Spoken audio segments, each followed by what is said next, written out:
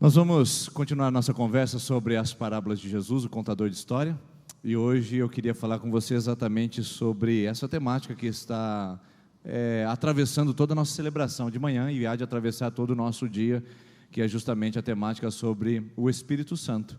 E qual é a parábola que fala sobre o Espírito Santo? Bom, para chegarmos a ela, nós precisamos de fato entendê-la, compreendê-la, absorvê-la, porque é isso que está acontecendo na parábola das 10 virgens. Não sei quantos de vocês já conhecem essa parábola, quantos de vocês já entendem, quantos de vocês já leram e quantos de vocês se lembram do que acontece sobre as 10 virgens. 5 eram prudentes e 5 eram insensatas. 5 eram preparadas e 5 eram negligentes.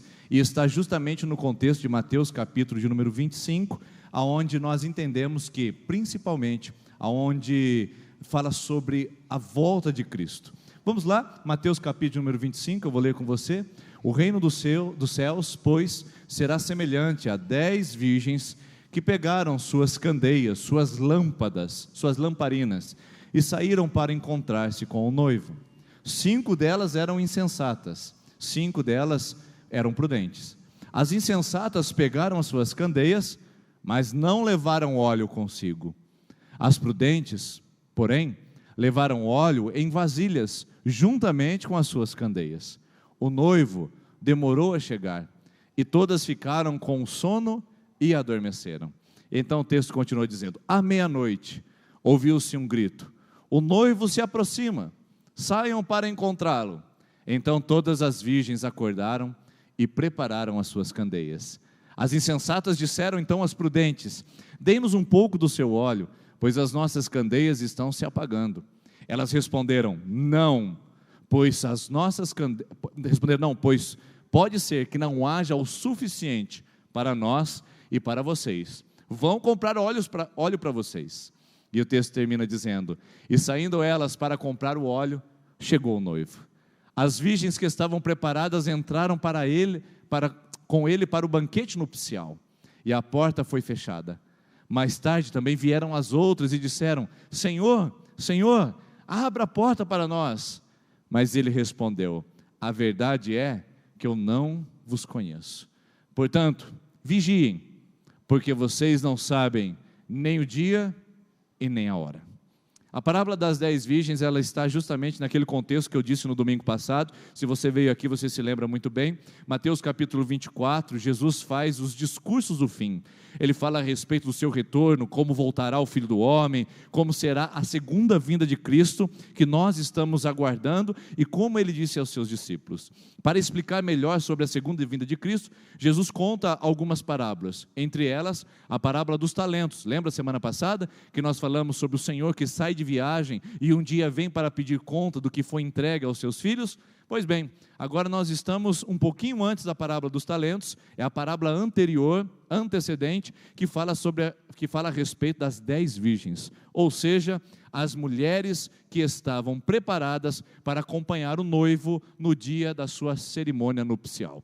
Ou seja, o que nós temos aqui é nada mais, nada menos do que a temática do portanto, vigiem, porque vocês não sabem nem o dia e nem a hora. Mas mais do que isso, eu quero mostrar para você o que são essas 10 virgens. O que significa? As pessoas às vezes têm uma má compreensão a respeito disso e pensam que o noivo viria para possuir 10 virgens, ou que ele viria para ter como esposa as 10 virgens. Queridos, isso é islamismo, isso não é cristianismo.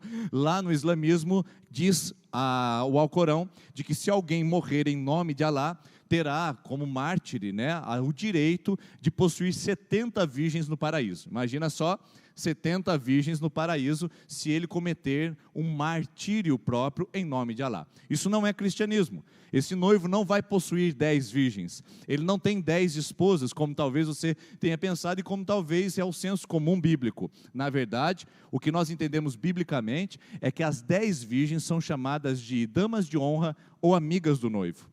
Era comum naquela época de que a preparação para o noivado tomasse muito tempo e despendesse muitos recursos. Por exemplo, o casamento ele era composto por 3 segmentos. O primeiro era o contrato que era firmado entre o pai do noivo e também o pai da noiva. era feito primeiro o contrato matrimonial. Havia uma conversa entre eles e era feito então os primeiros ajustes a respeito do casamento dos seus filhos. Depois haveria o contrato entre os noivos, aonde seria pago o dote e aonde de fato ele passaria a ser o noivo da noiva e a noiva do noivo. Você lembra que quando Maria fica grávida de Jesus Cristo, o nosso Senhor, diz a Bíblia que ela estava desposada com José. O que era isso? Ela havia contraído um contrato com o José, ela estava noiva, ela tinha ali o direito de ser esposa e o José o direito de ser marido, mas ainda não havia consumado, porque era o ato sexual que comunicava e que consumava de fato o casamento. Na nossa sociedade ocidental, se fosse considerar o ato sexual como casamento, talvez muitos já teriam muitas e muitas esposas, porque o costume é que se tenha possuído uma mulher antes do casamento, e isso é uma ofensa à Bíblia e à integridade que Cristo nos deu para o casamento. Mas deixando isso para lá, isso não vem ao caso agora, apenas uma orientação. O terceiro fato era o casamento em si. Era aqui que acontecia a cerimônia nupcial. Então, primeiro, a conversa entre os pais dos noivos. Segundo, o contrato entre os noivos, e ali já estava legalmente casado. Você sabia que se a pessoa quisesse desistir do matrimônio, como José quis sair correndo de Maria, quando ficou sabendo que ela estava grávida, sabia que deveria se aplicar a lei do divórcio?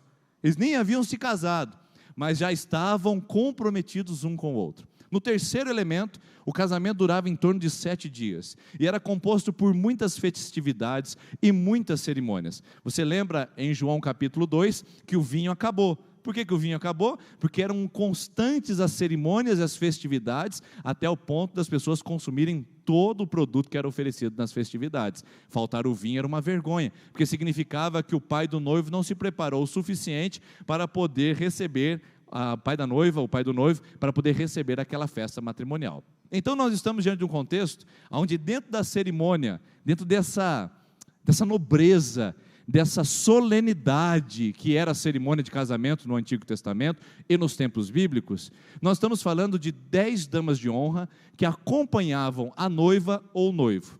Havia naquele período o amigo do noivo e as amigas da noiva. Sabe qual era o papel delas?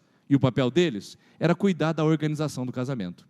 Os amigos do noivo e as amigas do noivo eram os responsáveis para que a cerimônia saísse da melhor maneira possível.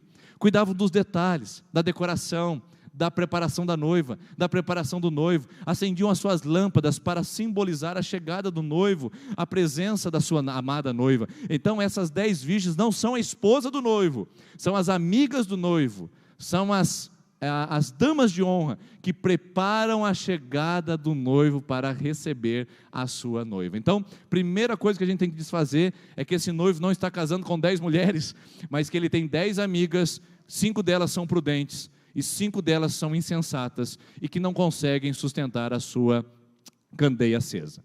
Então, o contexto da parábola de Mateus está imediatamente ligado a Mateus capítulo 24, tá bom? Mateus 25 é Mateus 24. Olha o que Jesus disse no capítulo anterior, e eu preciso destacar aqui com você. Quanto ao dia e a hora, ninguém sabe, nem os anjos do céu, nem o Filho, senão somente o Pai. Como foi nos dias de Noé, assim também será na vinda do Filho do Homem.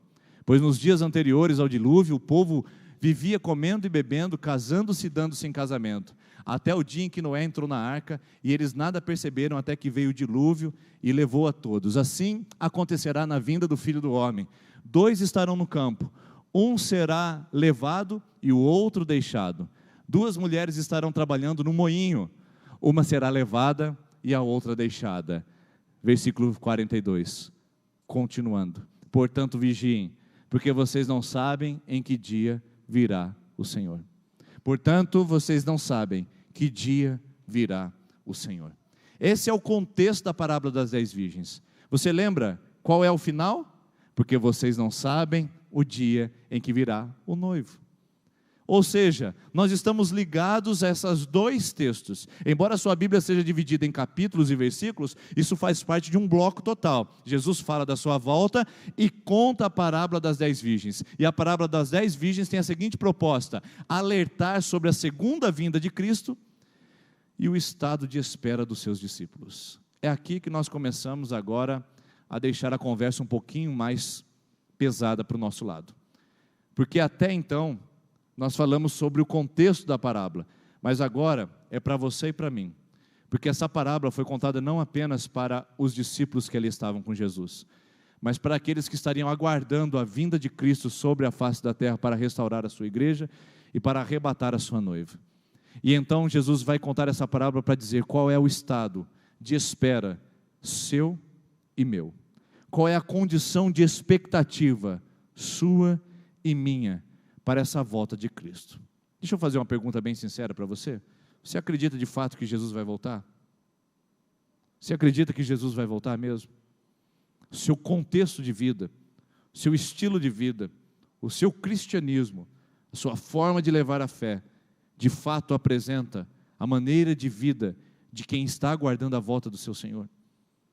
O seu estilo de vida, a maneira como você leva a fé, a maneira como você vive a vida cristã, de fato apresenta o amigo do noivo, ou amiga da noiva, que está na ardente expectativa, aguardando o noivo vir chamar a sua noiva.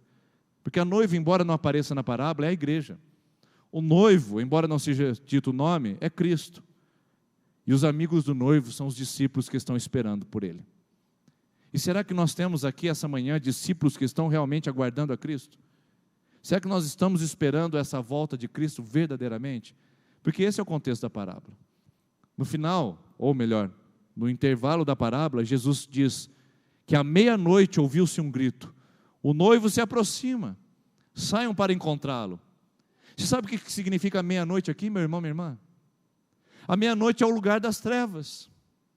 A meia-noite é o lugar da improbabilidade.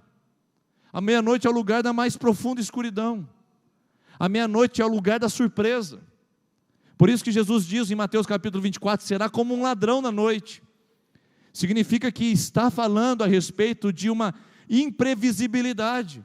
Nós não podemos dizer que Cristo voltará agora, e nem podemos dizer que Ele voltará amanhã. Nós só podemos dizer que Ele voltará, e o tempo que Ele voltará, diz a Bíblia, que será meia-noite.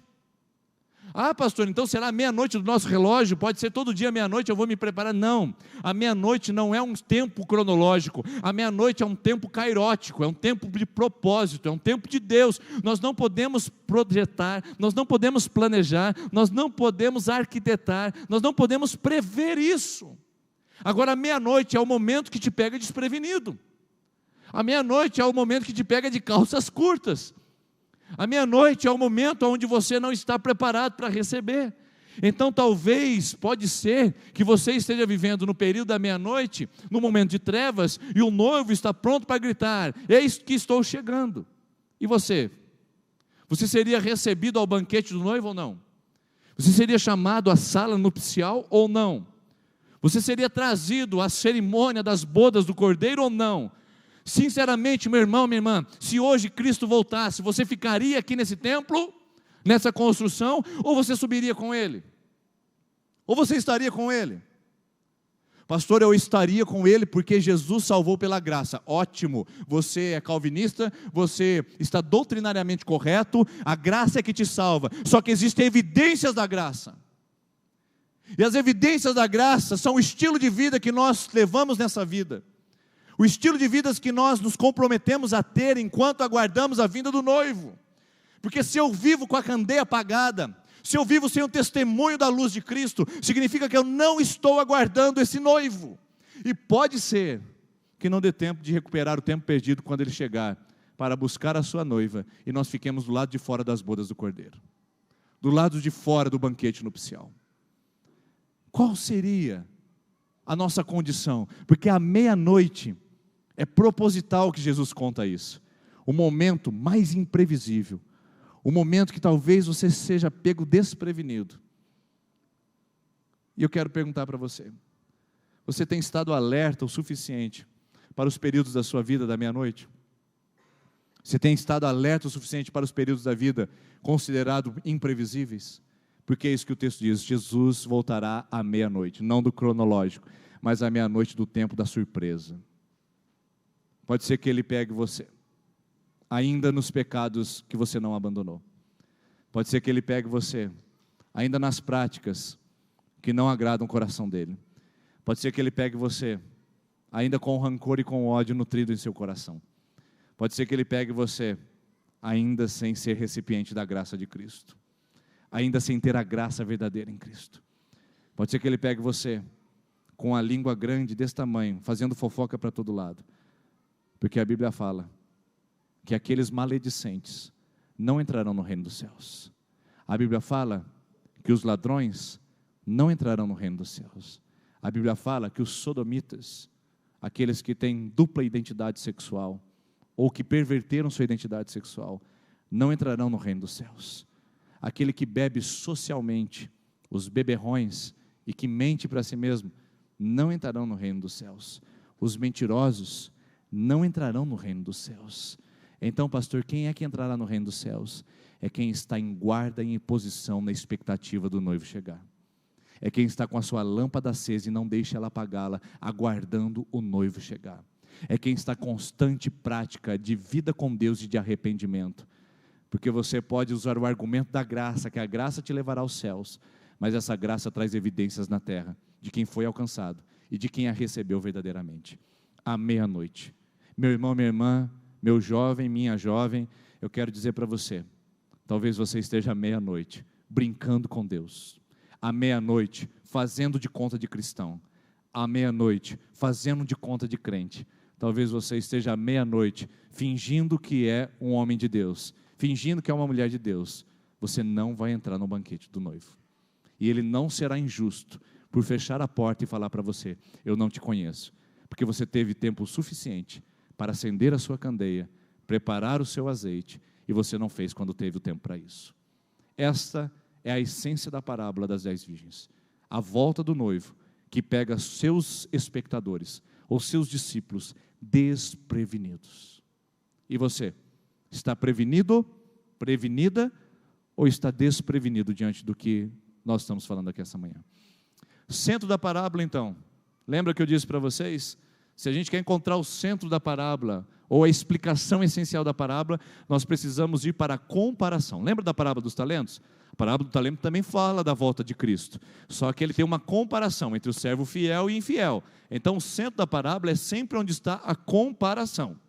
Então eu quero fazer uma pergunta para ver se você já pegou a manha, se já pegou o jeito da interpretação das Escrituras e das parábolas. Onde está a comparação na parábola das 10 virgens? Onde está a comparação na parábola das 10 virgens? Nas virgens prudentes e nas virgens negligentes. Nas virgens sensatas e nas virgens insensatas. Eu vou usar o termo negligente, que é o termo moros, em grego, que significa, que deu origem ao nosso termo morosidade. É a negligência, é não fazer, é não realizar quando há tempo hábil para isso, é não fazer quando há tempo definido para isso, é ser moroso, é ser negligente, é ser preguiçosa, é não estar prevenido.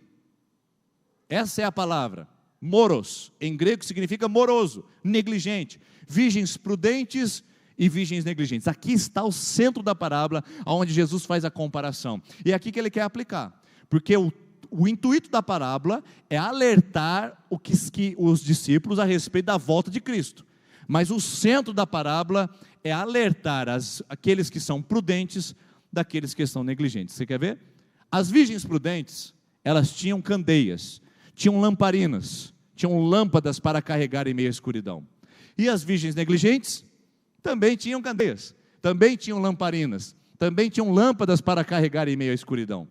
A única coisa que as difere nessa comparação é que as virgens prudentes tinham óleo suficiente e as virgens negligentes não tinham óleo suficiente.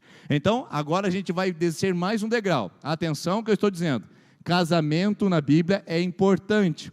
Tanto é que Jesus compara a sua volta como as bodas nupciais. Nas bodas nupciais haviam as amigas do noivo, que preparavam o casamento e faziam a expectativa da chegada do noivo. O noivo vem a qualquer hora e a qualquer momento, e as amigas precisam estar preparadas para receber o noivo. E as amigas precisam agora estar com uma candeia para iluminar o caminho da chegada desse noivo em meio à escuridão.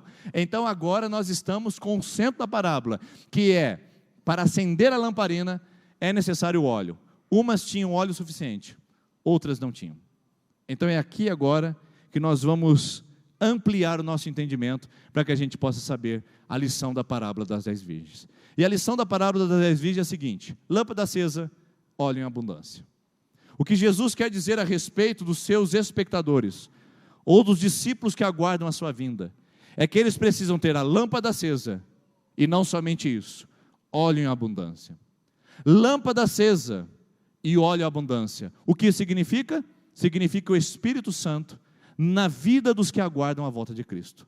Lâmpada acesa e óleo em abundância é a ação do Espírito Santo nos amigos do noivo, que é você, que sou eu, os amigos do noivo, que somos nós aqui, a igreja de Cristo na face da terra, que aguardamos a vinda de Cristo. Maranata, ora vem Jesus Cristo. Maranata, ora vem Senhor Jesus. A nós que estamos aguardando a volta de Cristo, a parábola das 10 virgens, o centro dela é a ação do Espírito Santo na vida daqueles que aguardam a volta de Cristo. Por que eu sei disso? Como é que eu chego a essa conclusão? Eu vou para o caminho mais óbvio, meus irmãos. O caminho mais óbvio é que somente os que têm a lâmpada acesa poderão encontrar o noivo.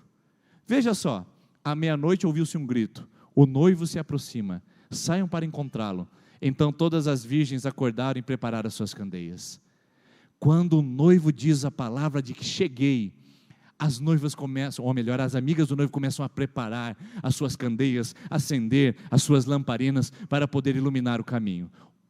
Somente aqueles que têm a lâmpada acesa podem encontrar o noivo. E como é que eu sei isso? Como é que eu sei que a lâmpada acesa pode ser um símbolo do Espírito Santo? Simples, porque a Bíblia fala que quando estavam todos reunidos dentro de uma casa orando, veio sobre eles um som como de um vento impetuoso, e apareceram línguas como repartidas de fogo sobre cada um deles. O que é que tem numa lamparina para iluminar a noite? O que tem? Luz. Energia elétrica? Não, meu irmão, nessa época não tinha voltagem, watts, nessa época só tinha fogo para iluminar a noite. Então o que significa aqui? Que somente quem tem fogo pode ser recebido pelo noivo. E não entenda fogo aqui no ponto de vista do pentecostalismo, não entenda fogo aqui do ponto de vista de quem fala em outras línguas, de quem dança no Espírito, ou de quem cai na unção. Fogo aqui é a presença do Espírito Santo incendiando e acendendo o nosso coração. Fogo aqui é quem ama a presença de Deus, é quem o deseja, é quem tem fome do Espírito Santo, é quem aquece o frio, é quem derrete a geleira, é quem acaba com a frieza, é quem aquece a noite fria, é quem ilumina a noite em trevas. Espírito Santo é fogo. Espírito Santo não é gelo, não é neve. Espírito Santo é um fogo que acende o nosso coração. Por isso, se o seu coração não queima por Jesus, se o seu coração não queima pela expectativa de tê-lo, de experimentá-lo, de estar aqui essa manhã, eu suspeito que a sua candeia não tenha mais fogo. E se ela não tem fogo, é porque ela não tem um outro elemento, porque fogo depende de um outro elemento. O Espírito Santo é fogo. Ele enche o coração dos crentes, ele acende a nossa luz escura, a nossa noite escura, ele clareia o nosso caminho de trevas. O Espírito Santo é fogo, meu irmão, e nós precisamos aprender a ter esse fogo dentro do nosso coração, e cultivá-lo, e acendê-lo. Ou você acha que o fogo do Espírito é algo que acontece uma única vez e nunca mais acontece? Tem gente que acha que o Espírito Santo vem sobre ele uma vez só, e vem no culto, aleluia, glória a Deus, o Espírito Santo me tocou. O cara veio e batizou aqui, glória a Deus, agora estou batizado. O que acontece com o fogo quando você não alimenta? O que acontece com uma fogueira que você acende, você coloca, e você não alimenta com graveto? O que acontece com ela? É isso que a lâmpada acesa explica. Explica 1 Tessalonicenses 5, não apaguem o Espírito Santo. Meus irmãos, se o Paulo disse, não apaguem o Espírito Santo, é porque o Espírito Santo é fogo. Não é energia elétrica com o interruptor que eu vou lá e acendo e desligo a hora que eu quero. Essa é a mentalidade religiosa. Essa mentalidade talvez da Igreja Presbiteriana Independente de Sertanópolis, que vem aqui para fazer os seus sacrifícios dominicais, que vem aqui para assistir um culto e não adorar ao Senhor. A igreja que vem aqui para acender o interruptor, adorei a Deus, e sai lá fora para imediatamente apagar o interruptor. Talvez essa seja a postura sua e do meu coração, que domingo após domingo, que anos a fio nessa comunidade, trata o Espírito Santo como um interruptor, como energia elétrica, que eu acesso, eu acendo no momento. Não, querido, fogo, ele é mantido, fogo, ele é sustentado, fogo, ele é contínuo, e ele precisa ser mantido sobre o altar. Os levitas foram orientados isso no Antigo Testamento. Levíticos capítulo 6, versículo de número 13. O fogo arderá continuamente sobre o altar, e sua chama não se apagará. O fogo tem que arder continuamente sobre o altar. Você está me entendendo? Você entendeu a proposta do que é a parábola das 10 virgens? Você entendeu o que significa o Espírito Santo? O fogo, ele é alimentado. Os levitas tinham que fazer turnos de 24 horas, porque uma vez o fogo aceso, ele não podia apagar. Os levitas iam lá e alimentavam o fogo, quando a chama estava bruxuleante, quando a chama estava pequena, eles iam lá e acendiam o fogo novamente. Quando a chama estava por se apagar, eles iam e colocavam mais gravetos. O fogo era mantido continuamente. Irmãos, igreja não é interruptor que a gente acende e apaga. O tempo com Deus nesse lugar, o tempo com Deus na sua vida é fogo, tem que ser alimentado continuamente. Continuamente. Tem gente que tem a mentalidade espírita de igreja, vem aqui tomar passe todo domingo. Aí eu vou lá, porque daí, irmão, isso aqui não é passe, isso aqui não é centro espírita, isso aqui não é mesa branca. Isso aqui é um tempo de adoração a Deus. É aqui que nós alimentamos o fogo, que você é responsável por mantê-lo na sua vida. É você o responsável, não é o pastor. Porque quem tem que manter a lâmpada acesa é a amiga do noivo, não é o noivo, não é a noiva, não são as instituições, é a própria amiga do noivo. E o que nós estamos fazendo com a nossa lâmpada e a chama do Espírito Santo? O que nós estamos fazendo com o fogo do Espírito Santo na nossa vida? Eu quero fazer uma pergunta para você e para mim essa manhã de reflexão. Para você e para mim. O que é que alimenta o Espírito Santo e o fogo dele no nosso coração? E o que é que apaga? Vamos lá? Rapidamente, um bate pronto. O que alimenta o fogo do Espírito Santo? Adoração, quebrantamento, arrependimento, devocional, leitura da Bíblia, oração, perdão, vida com Deus. O que apaga o Espírito Santo? Mentira, xingamento, prostituição, adultério, fornicação, fofoca, engano, raiva, vingança, ódio, revanche. Pergunta para você, pergunta para mim: nós mais alimentamos ou mais apagamos a chama do Espírito Santo em nossa vida? Mais alimentamos ou mais apagamos a chama do Espírito Santo na nossa vida? Lembra do que sai dos seus lábios. Faz uma anamnese agora. Lembra essa semana o que saiu da sua boca. Lembra essa semana o que sentiu o seu coração. Lembra essa semana o que pensou a sua mente. E agora você será capaz de responder se você está alimentando ou se você está apagando a chama do Espírito Santo. Não apaguem o Espírito Santo. Significa que ele pode ser apagado. A chama arderá sobre o altar continuamente e não poderá ser apagada. Como levitas, nós somos responsáveis por manter a chama do Espírito Santo acesa no nosso coração. Quanto tempo, meu irmão? Quanto tempo? O Espírito Santo te aguardando para você o conhecer e você se relacionar com Ele. Mas infelizmente, até o presente momento, você só acende o interruptor e apaga. Acende a hora que quer e apaga a hora que quer. Mas Cristo não vem buscar aqueles que estão com o interruptor na mão, mas aqueles que estão com a sua cadeia acesa, sua candeia acesa, aqueles que estão com suas lâmpadas acesas. É esse que Jesus vem buscar. O noivo fechará a porta do banquete aos que não têm óleo suficiente.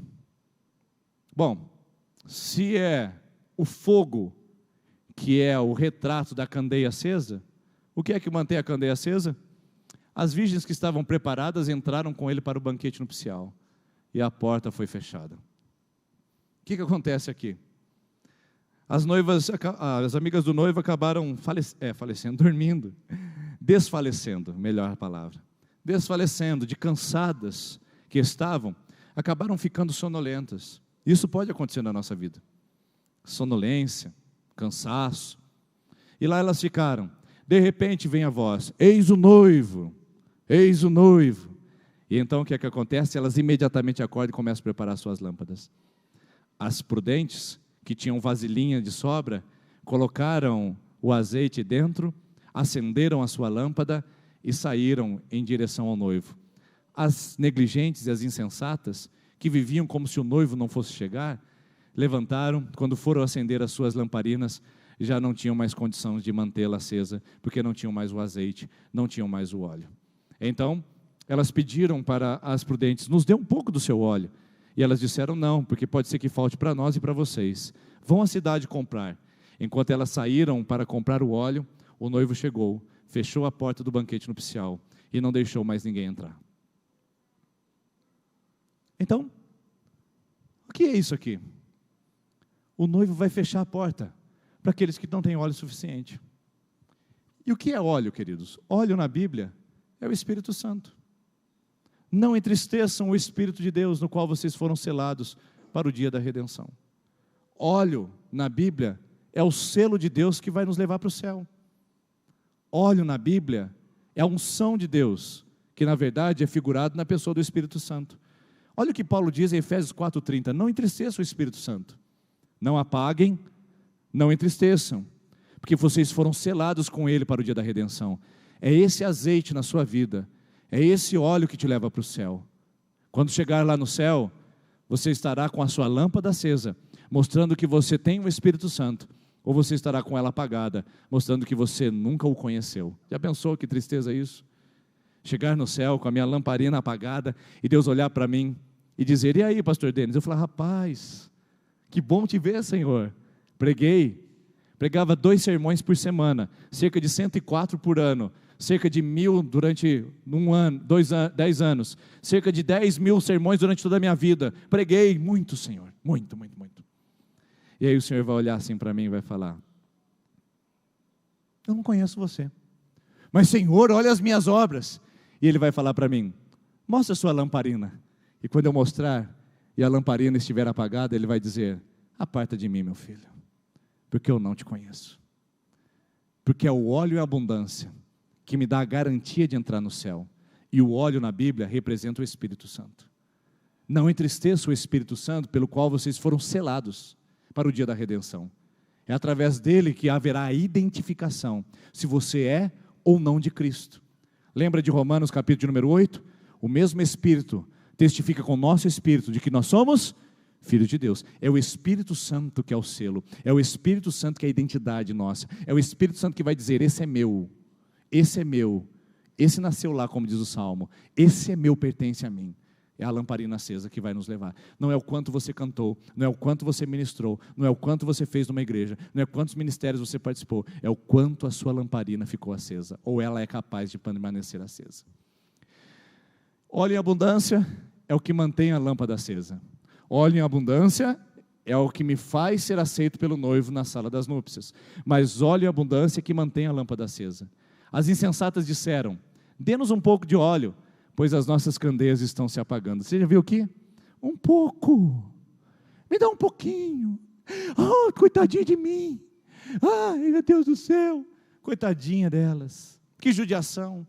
Mas não foram responsáveis o suficiente para se preparar para a chegada do noivo. Porque só é responsável o suficiente quem tem óleo em abundância. E óleo é Espírito Santo. No Antigo Testamento, quando alguém era ungido por Deus, quando alguém era selecionado por Deus, derramava um chifre de boi sobre ele, cheio de azeite, de óleo, para comunicar de que aquele havia sido ungido pelo Espírito Santo. Jesus disse na sua palavra ao povo: o Espírito do Senhor está sobre mim, o qual me ungiu. O Espírito Santo está sobre mim, o qual me ungiu a minha vida, ungiu o meu coração. Então o Espírito Santo, o que ele é? Óleo. Ele é representado pelo azeite, ele é representado pela unção, ele é representado pelo derramar. Por isso que a Bíblia fala: não se embriaguem com o vinho, mas enchei-vos do Espírito. Ou seja, o que é encher? Encher o quê? Encher de água? Encher de vinho? Encher do quê?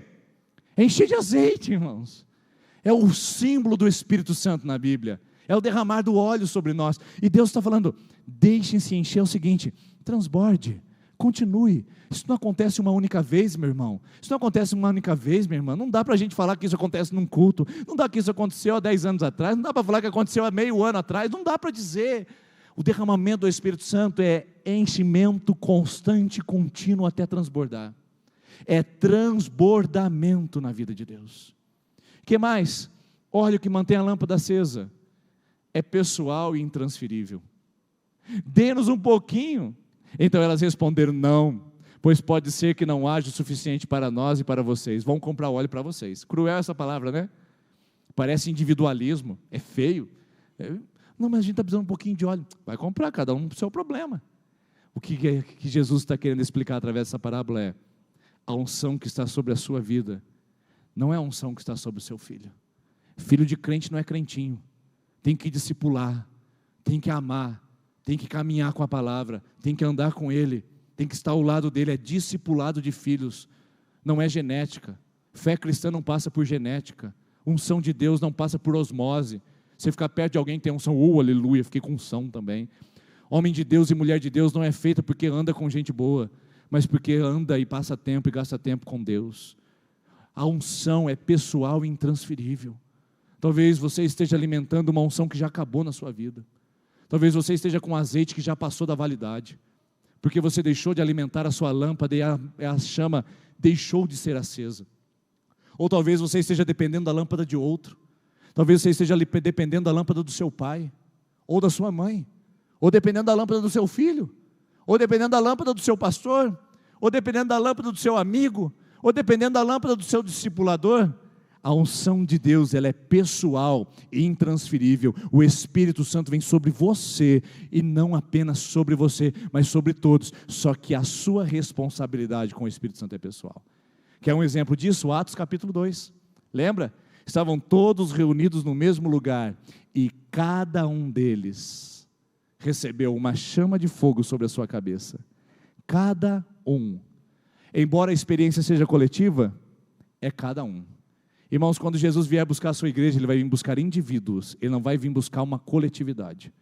Ele não vai arrebatar a presbiteriana, Ele vai arrebatar os irmãos e irmãs que são chamados pelo nome dEle, que tem sua candeia acesa. E você, essa manhã, é chamado pelo seu nome diante de Deus. Você não é chamado pela igreja presbiteriana, e nem como discípulo do pastor Denis. Você é chamado pelo seu nome na presença dos anjos.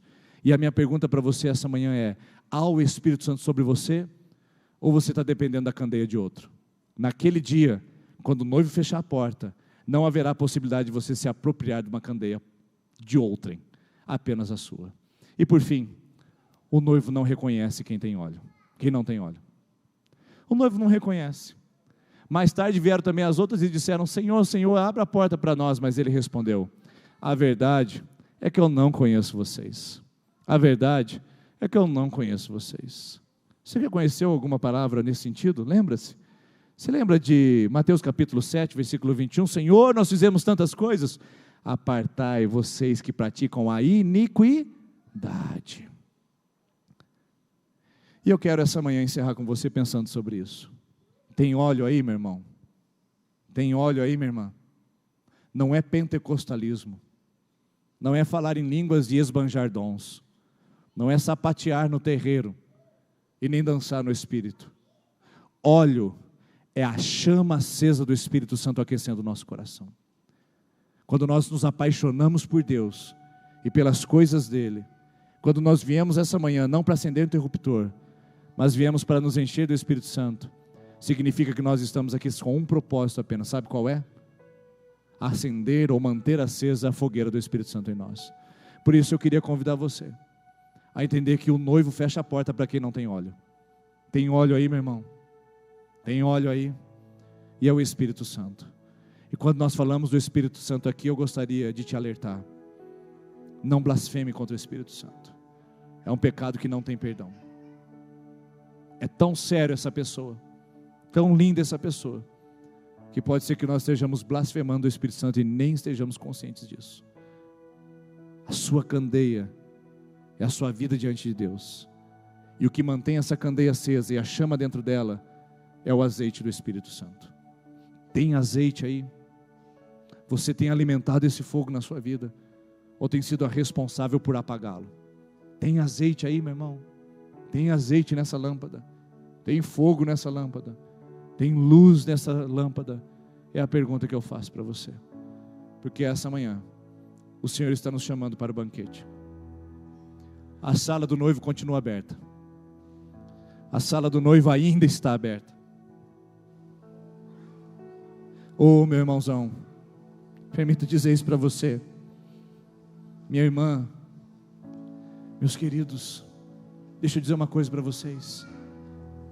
A sala do banquete ainda não fechou a sua porta. O banquete das núpcias do noivo ainda está aberto e proposto para você, e para você, e para mim. Essa porta ainda não foi trancada, mas um dia ela será fechada e ninguém mais entrará. E Deus tem te chamado há tanto tempo aqui nessa comunidade para você vir participar dessa mesa. E talvez você ainda tenha se tornado resistente. E talvez você ainda tenha manifestado uma postura endurecida.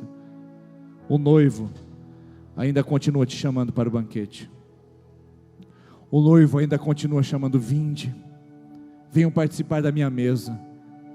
Venha com a sua candeia, venha com o seu óleo. E deixe o Espírito Santo tocar a sua vida essa manhã para você participar da mesa dele. Se você ainda não é membro batizado dessa igreja, eu gostaria de convidar você a tomar sua decisão de uma vez por todas. Se batize, porque a porta ainda está aberta do banquete. Venha se tornar membro dessa comunidade local, mas também venha se tornar membro do reino dos céus. Porque o que vai te identificar no banquete não é ser presbiteriano, é ter o Espírito Santo na sua vida. E essa manhã o noivo está te convidando. O noivo está dizendo: a minha porta está aberta para homens, mulheres, jovens e crianças, adultos e adolescentes. E Ele está convidando você para participar da mesa dele. Você que é membro batizado dessa igreja, você pode participar da mesa hoje. Você que tem seus filhos batizados nessa comunidade, você pode trazê-los para participar da mesa também do Senhor. E você que ainda não é batizado, você ainda não tem os seus filhos batizados, chegou o momento de você tomar sua decisão, para você estar junto com a sua família no banquete. Só que é o seguinte: nem todos que participam dessa mesa significam que tem sua lâmpada acesa. Você pode vir participar da mesa e ainda assim ficar fora do banquete na eternidade. Por isso essa chamada de atenção de Jesus para os seus discípulos. À meia-noite é a hora mais improvável. O Espírito Santo está te chamando, meu irmão, de que a hora pode chegar. Pode chegar com a volta de Cristo sobre as nuvens. Pode chegar com a volta de Cristo, você fechando seus olhos sobre essa terra e morrendo. Mas a hora vai chegar, e você será levado à presença de Deus pelo banquete, para o banquete, pelas suas lâmpadas. E eu quero perguntar mais uma vez: tem azeite na sua lâmpada? Ou só tem religião? Tem óleo na sua lâmpada? Ou só tem frieza? Tem fogo? Ou só tem frieza? O que é que tem dentro da sua lâmpada hoje? As imprudentes, as insensatas, tinham candeia também, só não tinham azeite e não tinham fogo. Nós temos candeia também. A igreja, a religião, o templo, a membresia, a estrutura litúrgica, a gente tem candeia também. Só falta saber: tem azeite? Tem óleo? Eu quero insistir mais uma vez, que todos têm candeia, eu tenho certeza. Mas eu quero perguntar para você se você tem óleo. Tem óleo? Tem azeite? Tem azeite? Tem óleo? O Espírito Santo não deixa eu passar dessa palavra essa manhã. Ele não deixa eu ir além dessa palavra, além dessa pergunta. Jovem, adolescente, crianças que estão aqui, tem azeite? Tem óleo? Terceira idade, melhor idade, tem óleo, tem azeite? Todos nós, pastores, líderes, presbíteros, ministros, líderes, tem óleo? Tem azeite? O Espírito Santo está perguntando para essa igreja aqui em Sertanópolis se nós temos óleo, se nós temos azeite, se tem azeite nessa cidade, se tem óleo nessa igreja, ou se só tem frieza, se só tem religião. Deus está perguntando para você hoje, como representante dessa comunidade, se tem azeite, se tem óleo, ou se tem religião, ou se tem vida promíscua, vida longe de Deus. Chegou o tempo do noivo chegar e pedir contas da sua lâmpada. O noivo está pedindo contas da sua lâmpada.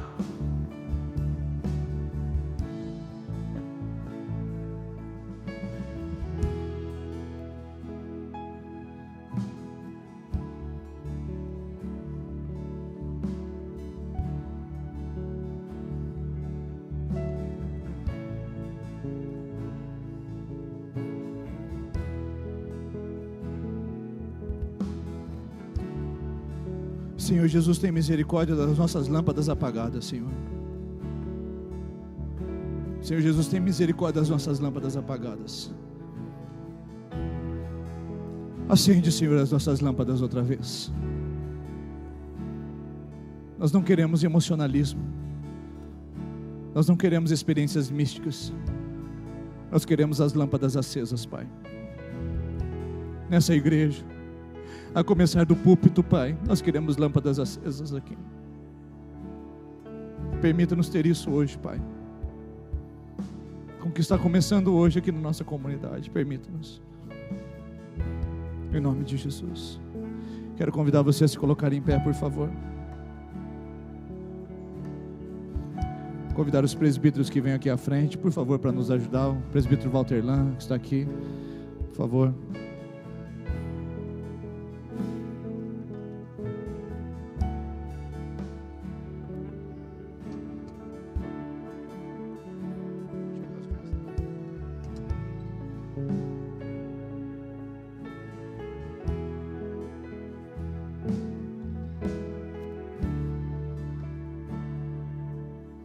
Enquanto nós cantamos essa canção, você pode vir à frente, participar do pão e do cálice aqui nesse lugar. E aí, depois que você participar do pão e do cálice, você pode ser abençoado. Se quiser continuar aqui conosco, nós estaremos ainda adorando. Se você quiser ir para sua casa, eu só queria que você continuasse na experiência e na presença do Espírito Santo, participando da mesa e participando conosco desse tempo tão especial do banquete. Senhor, nós vamos participar dos elementos aqui, Senhor Jesus. Vamos participar da mesa do Senhor, do banquete do Cordeiro, antecipando o que será nos céus. E nós queremos consagrar esse momento a Ti. Senhor Jesus, recebe o nosso culto e a nossa celebração essa manhã como lâmpadas acesas diante do Seu altar e que testemunham da Tua presença e do Seu poder, em nome de Jesus. Amém. Enquanto cantamos, você que é membro de outra igreja evangélica batizado, pode vir à frente e participar da ceia do Senhor.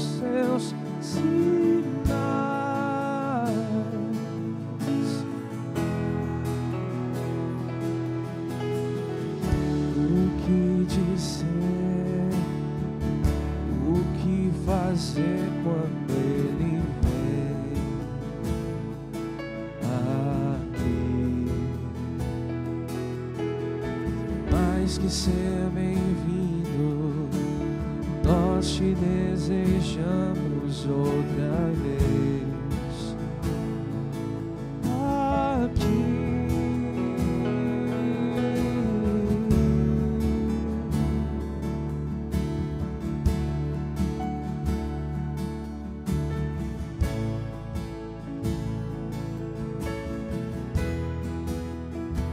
Vem, Espírito Santo de Deus.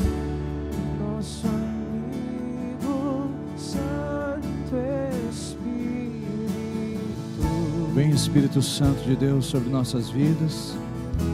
Vem avivar o Teu povo, Tua igreja. Esperamos pelo Seu soprar. Nós queremos Tua presença, só isso, Senhor. Nós não queremos ser religiosos. Com seu olho Nós queremos Sua presença, Espírito Santo. ungir.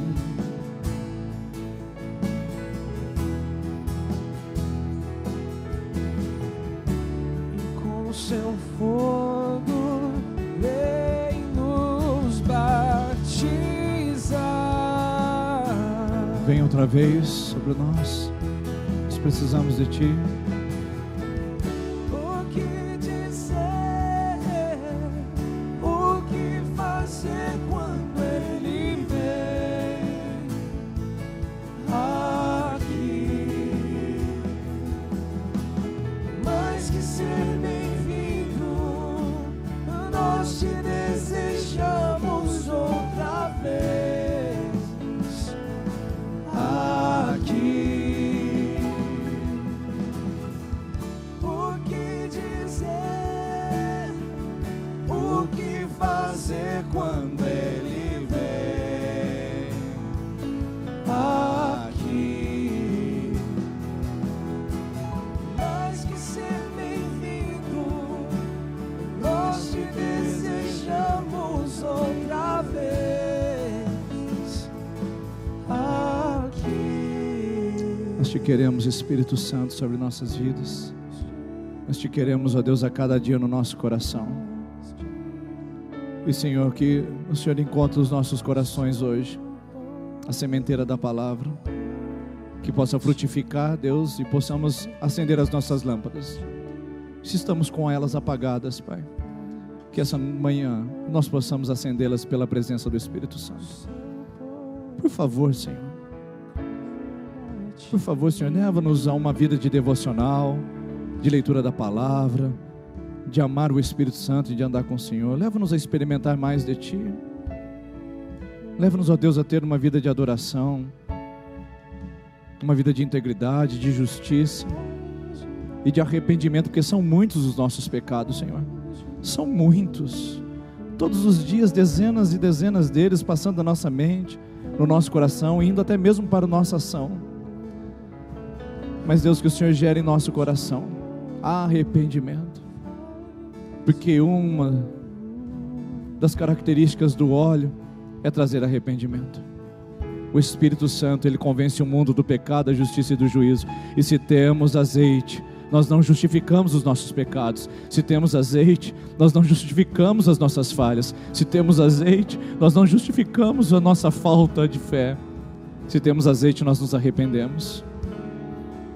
Senhor, são muitos os nossos pecados, mas gere em nós arrependimento, e que nós possamos alimentar essa fogueira, essa lâmpada, com doses contínuas e constantes de arrependimento no seu altar.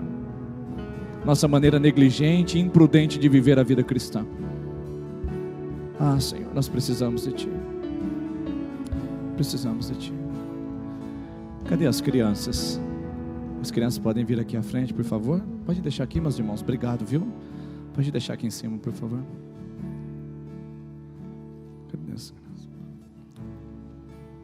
Lembrando você que a nossa celebração já está terminada. Agora nós temos esse tempo de adoração. Vem aqui, crianças, aqui na frente, aqui, ó. Aqui em cima, por favor. Vem cá, todos aqui. Aqui em cima, aqui, ó. Pode subir. Isso, pode vir aqui, ó. Fica olhando isso. Esse momento de adoração vai começar com os nossos pequenos. Eles vão cantar uma canção que também eles têm direito de adorar na nossa comunidade. E nós queremos adorar ao Senhor e começar nossas 12 horas de adoração, que começamos às 9h30, também orando e adorando com as nossas crianças. E elas têm uma canção linda para poder oferecer ao Senhor nesse momento. Vamos lá, crianças?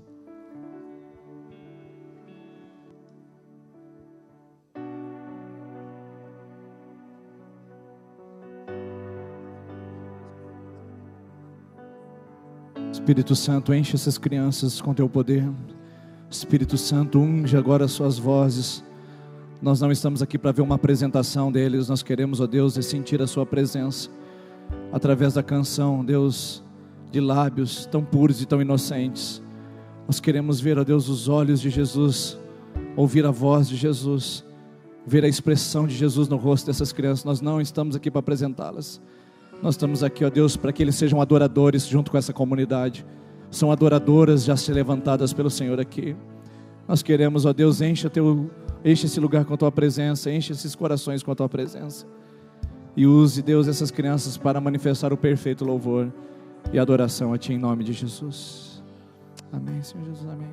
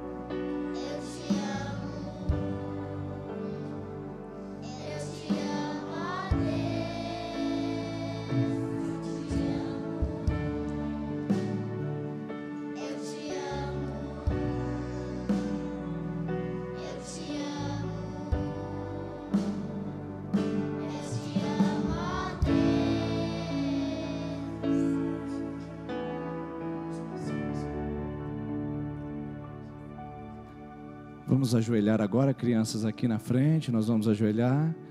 Eu quero convidar os presbíteros para que venham orar, cada um com uma criança. Nós vamos orar com as crianças aqui. Podem vir aqui, presbítero, nós vamos orar, cada um com as crianças aqui. Eu queria que você estendesse a sua mão para cá. Nós queremos profetizar que aqui tem pastores, profetas, evangelistas, mestres. E nós vamos colocar as mãos sobre elas e como presbíteros nós vamos abençoar e orar, interceder por elas, representando essa geração daqui de Sertanópolis, não apenas esses que estão aqui, mas todas as crianças. São crianças que são a nossa geração, a geração que vai fazer a diferença. Enche, Espírito Santo, enche cada uma dessas crianças com a sua presença, em nome de Jesus.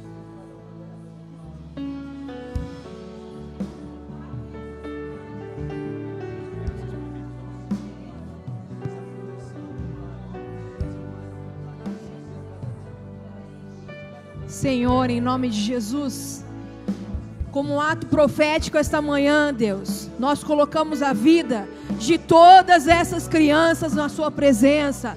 A vida do Pedro, a vida da Maria, a vida do Bruno, a vida do Heitor, a vida do João, a vida da Ana Clara, a vida da Ana Luísa, a vida da Amanda, a vida da Mariana. Deus, nós profetizamos aqui esta manhã, Pai, que nesta manhã, Senhor, sairão daqui homens e mulheres com a botija cheia de azeite. Que a unção do Senhor seja sobre eles, Deus. Que eles cresçam, Deus, com a unção poderosa em Ti, Pai. Senhor, que a candeia deles, Deus, seja sempre cheia, transbordante da Tua presença, Deus. Nós não aceitamos filhos, Deus, que não estejam diante do Senhor. Nós queremos dizer que esta manhã nossos filhos receberão aquilo que vem do trono, aquilo que vem da intimidade contigo, aquilo que vem transbordar na sua presença, aquilo que vem fazer a diferença nesta terra. Nossos filhos farão a diferença neste lugar, nesta cidade, neste país. Nós levantamos aqui esta manhã um clamor: políticos, médicos, advogados, pedreiros, ungidos, querendo mais da presença do Senhor, enfermeiras, empregadas domésticas, secretárias, aqui sairão gente diferente, aqui sairão gente que farão a diferença nesta terra, gente que tem o temor do Senhor, filhos que crescerão com ousadia de falar da Tua palavra, filhos que não serão temerosos como a nossa geração passada. Nós não aceitamos geração que trouxe iniquidade diante do Senhor. Nós profetizamos aqui que a nossa geração, que a geração dos avós, que a geração dos pais serão diferentes dos nossos. Nossos filhos farão a diferença nessa terra. Nossos filhos tramarão ao Teu nome. Nossos filhos farão aquilo que nós não conseguimos fazer. Nossos filhos trarão a luz do Senhor neste lugar. Nossos filhos trarão luz em meio às trevas. Todos esses que estão aqui, todos esses que estão ouvindo na internet agora, seus netos, seus filhos, trarão a diferença nesta terra no nome de Jesus. Nós profetizamos isso esta manhã, selamos com a ousadia do Espírito Santo do Senhor aqui e clamamos a Ti: faça a obra neste lugar, para a honra, para a glória e toda a ousadia do Teu Espírito Santo, nosso amigo, seja honrado nesta manhã, em nome de Jesus.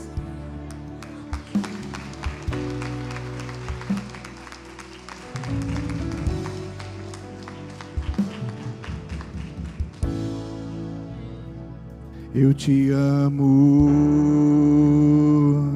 eu te amo. Dá um abraço nessas crianças aqui, presbíteros. Eu te amo. Deus abençoe.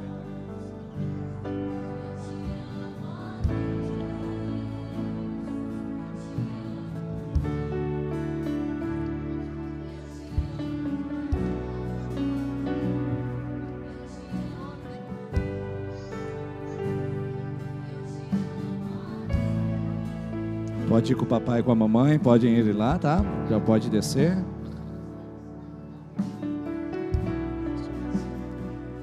Eu te amo, ó Deus.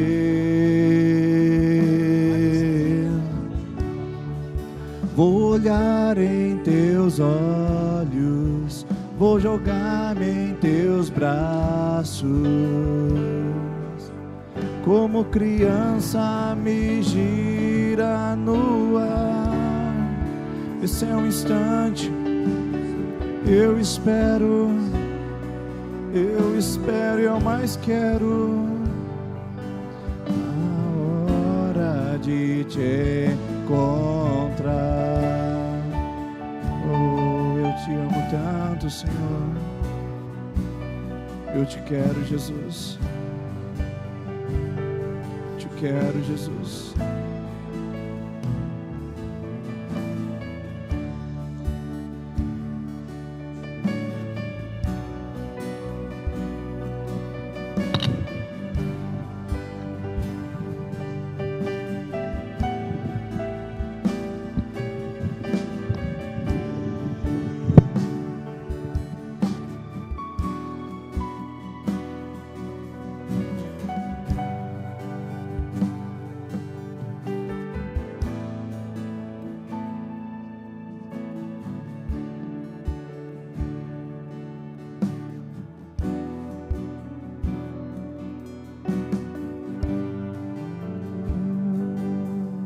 Pode apagar as luzes para mim, por favor?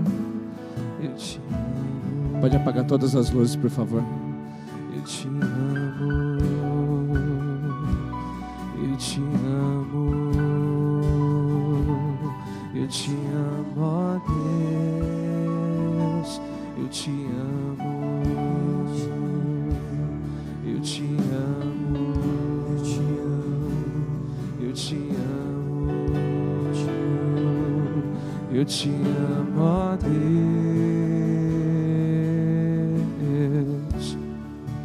Vou olhar em teus olhos, vou jogar-me em teus braços.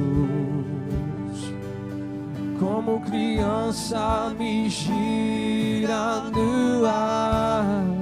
Esse é o instante que eu espero. Esse é o momento que eu mais quero. A hora de te encontrar. Vou olhar em teus olhos, vou jogar-me em teus braços. Como criança me gira no ar. Esse é o instante que eu espero. Esse é o momento que eu mais quero. A hora de te encontrar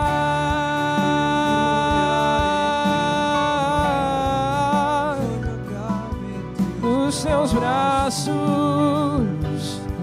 Como criança me gira no ar. Esse é o instante que eu espero. Esse é o momento que eu mais quero. A hora de te encontrar. De te encontrar. De te encontrar, Senhor. Queremos te encontrar, te encontrar.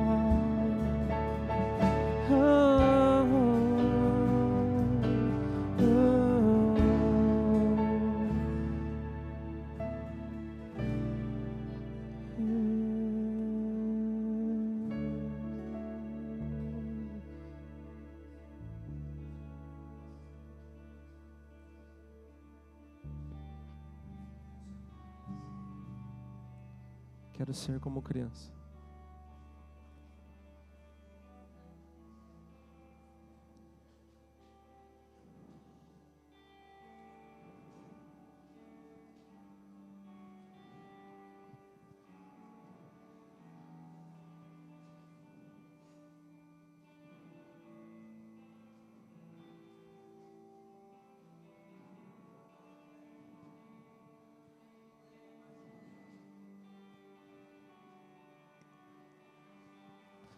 Quero ser como criança, te amar pelo que és, voltar à inocência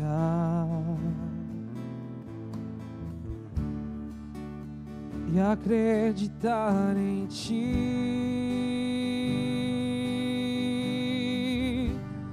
Mas às vezes sou levado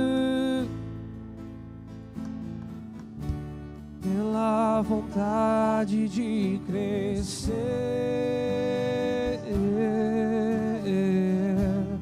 torno-me independente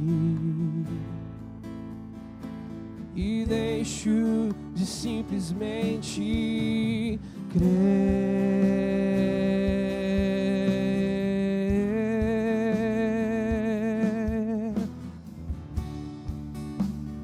Posso viver longe do Teu amor,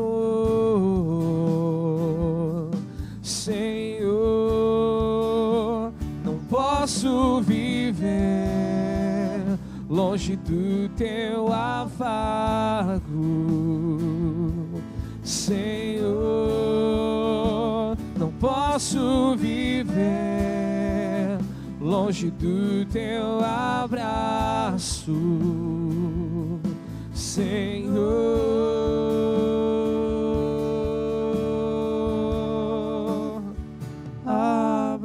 Abraça-me,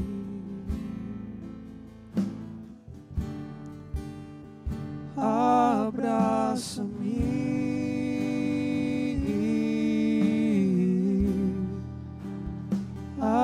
abraça-me, Senhor, com Seus braços de amor.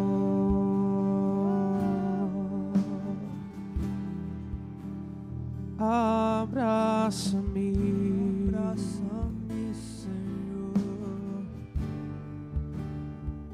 abraça-me,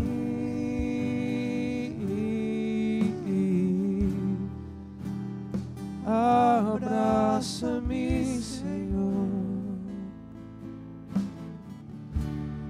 com Seus braços de amor, com Seus braços de amor.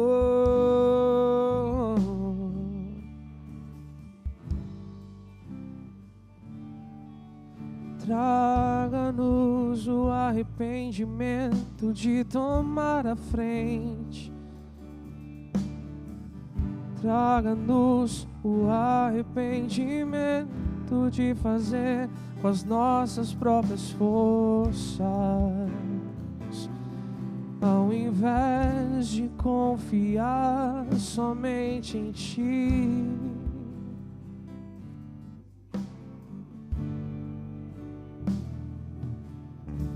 Abraça-nos como crianças,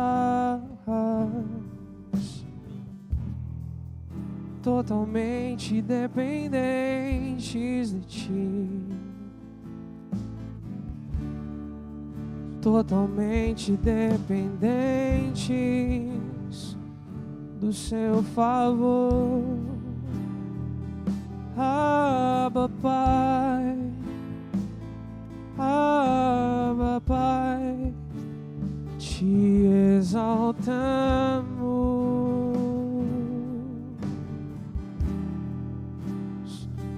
Abba, Pai, Abba, Pai, Te adoramos.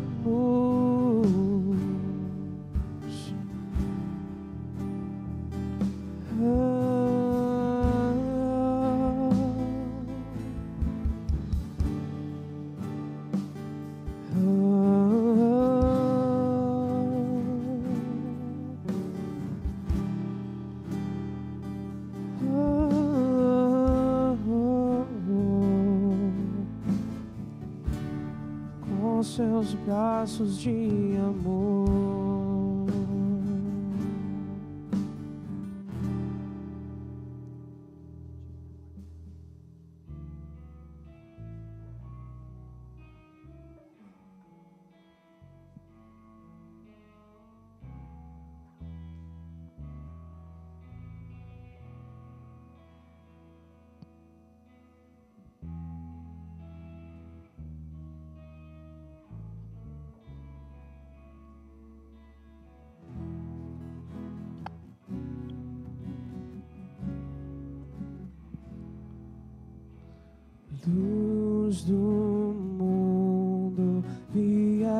deste a terra pra que eu pudesse te ver. Tua beleza me leva a adorar-te. Quero contigo viver. Vim para adorar-te, vim para prostrar-me, vim para dizer que és meu Deus, és totalmente amável, totalmente digno, tão maravilhoso para mim.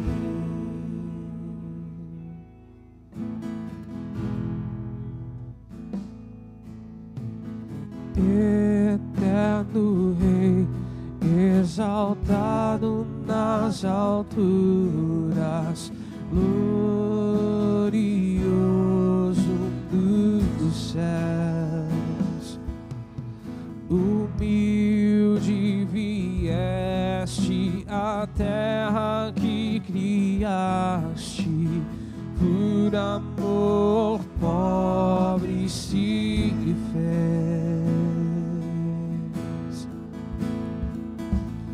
Vim para adorar-te, vim para prostrar-me, vim para dizer que és meu Deus, és totalmente amável, totalmente digno, tão maravilhoso para mim.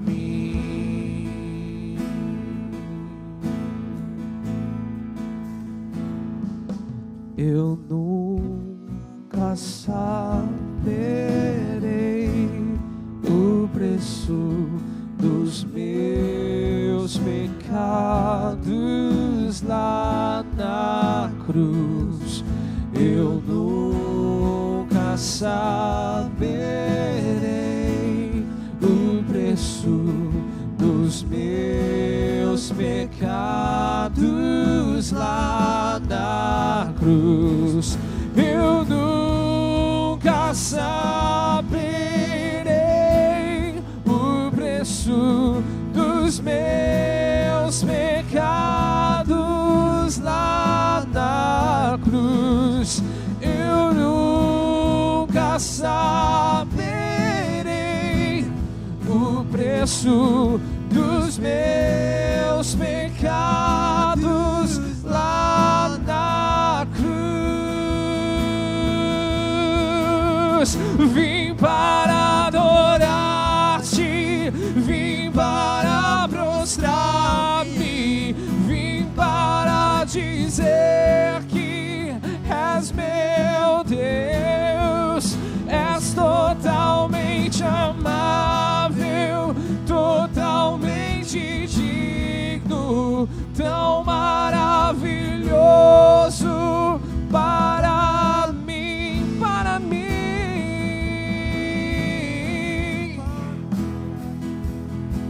Oh, maravilhoso, maravilhoso, para nós tu és maravilhoso, tu és grande, maravilhoso Deus.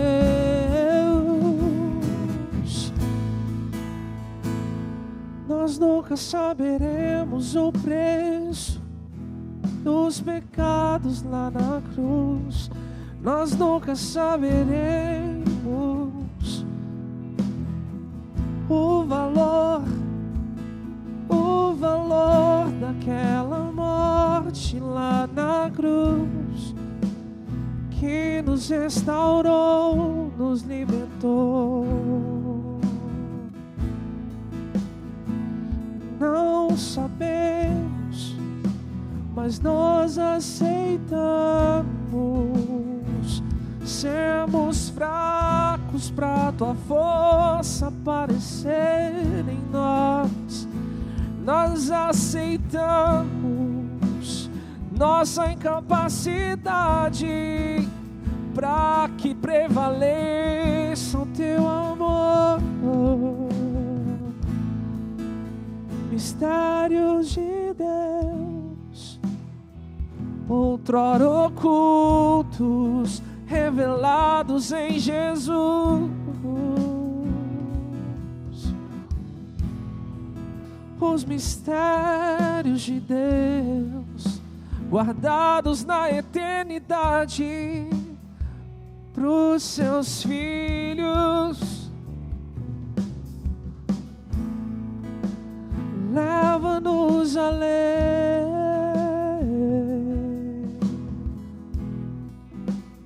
Leva-nos além, além em te conhecer. Tu és,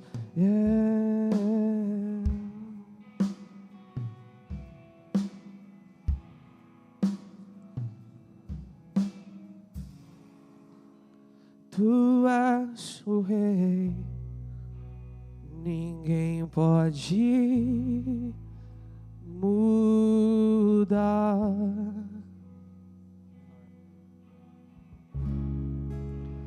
És o leão da tribo de Judá.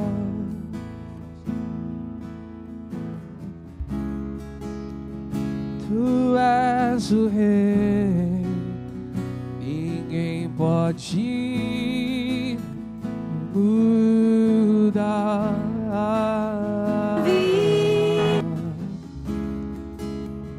És o leão da tribo de Judá. E as trevas se vão, barreiras se vão, por causa da tua luz. E as trevas se vão, barreiras se vão, por causa da tua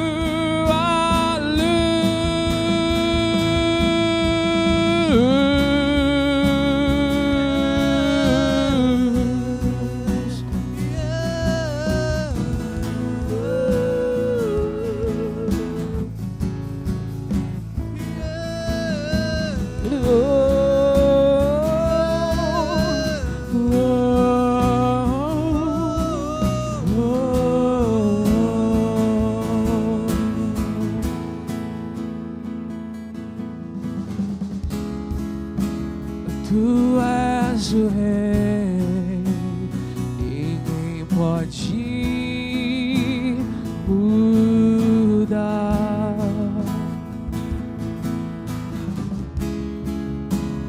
És o leão da tribo de Judá. Tu és o Rei, ninguém pode mudar. És o leão da tribo de Judá. E as trevas se vão, barreiras se vão, por causa da tua luz. E as trevas se vão, barreiras se vão, por causa da tua luz. Ele é a estrela da manhã, Ele é a estrela da manhã. Ele brilha, Ele brilha, Ele brilha neste lugar. Ele é a estrela da manhã, Ele é a estrela da manhã. Ele brilha, Ele brilha, Ele brilha neste lugar. Ele é o leão de Judá, Ele é o leão de Judá. Ele ruge, Ele ruge, Ele ruge neste lugar. Ele é o leão de Judá, Ele é o leão de Judá. Ele ruge, Ele ruge, Ele ruge neste lugar.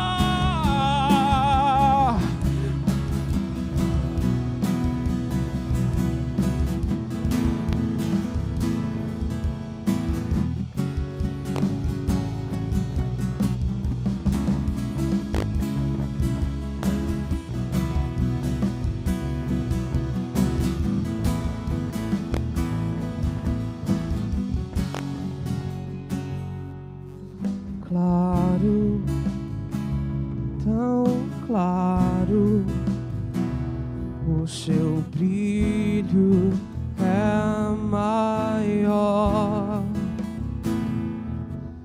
Claro, tão claro, o seu brilho é maior.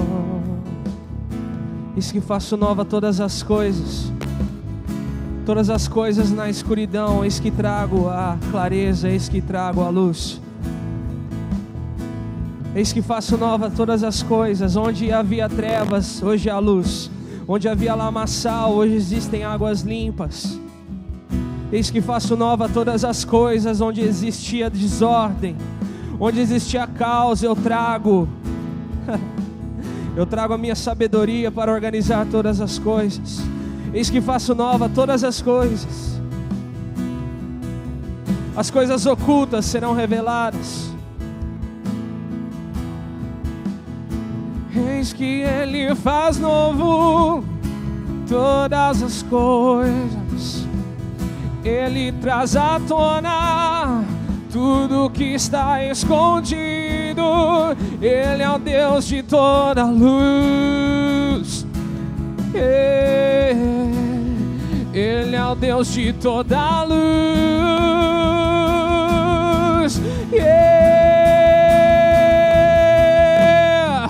Ele é a estrela da manhã. Ele é a estrela da manhã. Ele brilha, Ele brilha, Ele brilha neste lugar. Ele é a estrela da manhã. Ele é a estrela da manhã. Ele brilha, Ele brilha, Ele brilha neste lugar. Ele é o leão de Judá. Ele é o leão de Judá. Ele ruge, Ele ruge, Ele ruge neste lugar. Ele é o leão de Judá. Ele é o leão de Judá.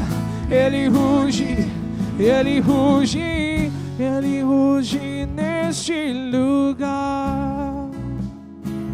Porque Ele é rei, Ele ruge, porque Ele é o nosso rei. Este é o seu território, esse é o território do rei. O território do rei. O território do leão. Nada é capaz de resistir ao seu poder. Nada é capaz de resistir sua vontade em Sertanópolis.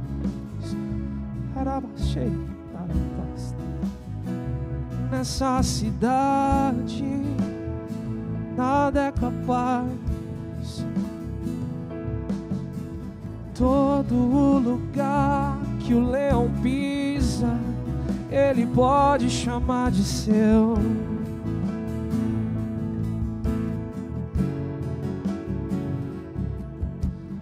todo o universo é controlado pelo seu grande poder. E nada passa despercebido pela sua visão.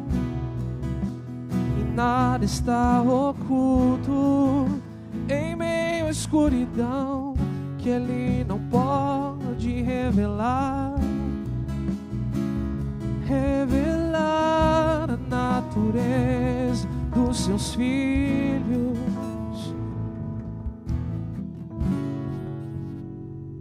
Somos seus filhos, somos seus filhos. O nosso Pai é Rei, o nosso Pai é Rei.